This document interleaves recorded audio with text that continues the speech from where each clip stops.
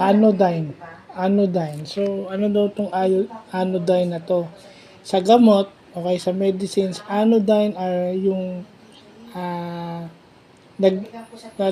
tatanggal ng sakit by reducing pain sensitivity to the brain. Okay? Yun daw yung mga medicines na nagre-relieve ng pain. Kasi binabawasan nila yung pain sensitivity ng utak natin. Anodyne. So, yung anodyne naman is yun daw yung mga bagay na parang walang dating, walang dating, hindi nakakagalit, no, halos walang karakteristik o walang dating, 'di ba? Hindi ka nga magagalit eh, 'di ba?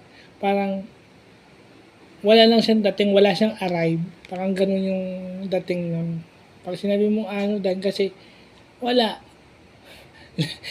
Ito yung mga pag nakita mo, yun yung bigla ka nilang aalis o hindi mo man lang titignan kasi hindi magiging interesado. Yung interest ng tao wala dun sa bagay na yun kapag nakikita nila. So, yun yung dalawang meaning ng anodyne, no?